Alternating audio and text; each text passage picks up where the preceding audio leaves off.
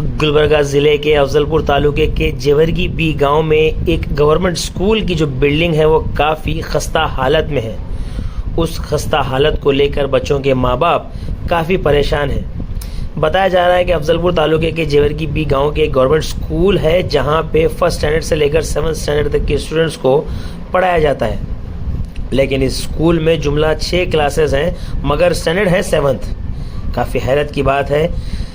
उसी के भी चलते हर साल की बारिश में ये स्कूल की बिल्डिंग भीगते भीगते इतनी भीग चुकी है कि ये कभी भी किसी भी हालत में गिर सकती है। इसी के बीच बच्चों के पेरेंट्स काफ़ी परेशान हैं और गांव वाले भी परेशान हैं कि स्टूडेंट की जान को यहाँ पर ख़तरा हो सकता है और स्कूल के गिरने की वजह से बच्चों को काफ़ी ज़्यादा नुकसान होने वाला है। स्कूल की तरफ से कई बार एजुकेशन डिपार्टमेंट को और एमएलए एम.वाई. पाटिल को भी लेटर दिया गया है मगर इसके ऊपर अभी तक कोई भी इंतज़ाम नहीं किया गया है। हम लोग हुकूमत से और डिस्ट्रिक्ट एडमिनिस्ट्रेशन से मुतालबा करते हैं कि इस स्कूल की बिल्डिंग को डिमोलिश करके यानी कि तोड़ के नई बिल्डिंग तामीर की जाए। हम गाँव वालों का ये कहना है और ये रिक्वेस्ट है, ऐसा गाँव वालों का कहना है। आइए देखते हैं और सुनते हैं एक रिपोर्ट।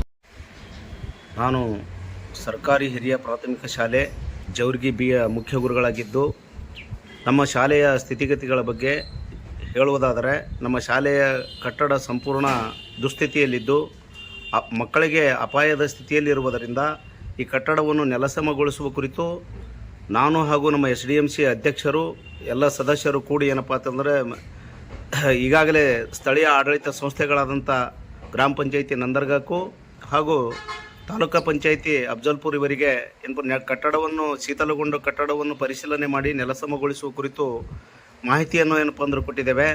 ಅದೇ ರೀತಿಯಾಗಿ ಮುಖ್ಯವಾಗಿ ಇನ್ನೂ ನಮ್ಮ ಶಾಲೆಯ ಸಮಸ್ಯೆಗಳು ಹೇಳಬೇಕಾದ್ರೆ ಮುಖ್ಯವಾಗಿ ಶಾಲೆಗೆ ಏನಪ್ಪ ಅಂದ್ರೆ ಕಂಪೌಂಡದ ಕೊರತೆ ಇಲ್ಲ. ಒಟ್ಟಾರೆ ಕಂಪೌಂಡ್ ವ್ಯವಸ್ಥೆ ಇರುವುದಿಲ್ಲ. ಕಂಪೌಂಡ್ ವ್ಯವಸ್ಥೆ ಇಲ್ಲದ ಕಾರಣ ಈಗಾಗಲೇ ಶಾಲೆ 2023 ಮತ್ತು 24ನೇ ಸಾಲಿನಲ್ಲಿ ಒಂದು ಬಾರಿ ಕಳ್ಳತನವಾಗಿದೆ. ಅದೇ ರೀತಿಯಾಗಿ ಪ್ರತಿ ಬಾರಿನೂ ಕೂಡ ಏನಪ್ಪ ಅಂತಂದ್ರೆ ವರ್ಷದಲ್ಲಿ ಒಂದು ಬಾರಿಯೋ ಅಥವಾ 2 ಬಾರಿ ಶಾಲೆ ನಿರಂತರವಾಗಿ ಕಳ್ಳತನ ಆಗುತ್ತಿರುವುದರಿಂದ ನಮಗೇನಪ್ಪ ಅಂದ್ರೆ ಮಕ್ಕಳ ಆಹಾರ ಧಾನ್ಯಗಳು ದವಸ ಧಾನ್ಯಗಳಿಗೆ ಏನಪ್ಪ ಸುರಕ್ಷಿತವಾಗಿಡಲು ಸಾಕಷ್ಟು ತೊಂದರೆಯನ್ನು ಅನುಭವಿಸ್ತಾ ಇದ್ದೇವೆ. ಮುಖ್ಯವಾಗಿ ಏನಪ್ಪ ಅಂತ ಕೇಳಿದ್ರೆ ಶಾಲೆಯ ಕಟ್ಟಡ ಅವ್ಯವಸ್ಥೆ ಇರುವುದರಿಂದ ಶಾಲೆಯ ಶಿಕ್ಷಕರು ಮತ್ತು ಮಕ್ಕಳು ಏನಪ್ಪ ಅಂದ್ರೆ ಕ್ಲಾಸ್ ರೂಮಿನಲ್ಲಿ ಕುಳಿತು ಪಾಠವನ್ನು ಕೇಳಲು ಭಯಪಡ್ತಾ ಇದ್ದಾರೆ. ಅದಕ್ಕಾಗಿ ಸಂಬಂಧಪಟ್ಟಂಥ ಅಧಿಕಾರಿಗಳು ಸೂಕ್ತವಾದಂಥ ವ್ಯವಸ್ಥೆಯನ್ನು ಮಾಡ್ತಾರೆ ಅಂತಕ್ಕಂಥ ಬಲವಾದಂಥ ಒಂದು ನಂಬಿಕೆಯ ಮೇಲೆ ನಾವು ಕಾರ್ಯವನ್ನು ನಿರ್ವಹಿಸಿಕೊಂಡು ಹೋಗ್ತಾ ಇದ್ದೇವೆ. ಮುಖ್ಯವಾಗಿ ಇನ್ನೊಂದು ಹೇಳಬೇಕಾದ್ರೆ ಶಾಲೆಯ ಪಕ್ಕದಲ್ಲಿ ಏನಪ್ಪ ಅಂದ್ರೆ ಬೋರಿ ಹಳ್ಳ ಅಂತಕ್ಕಂಥ ಒಂದು ಹಳ್ಳವನ್ನು ಹರಿತಿದೆ.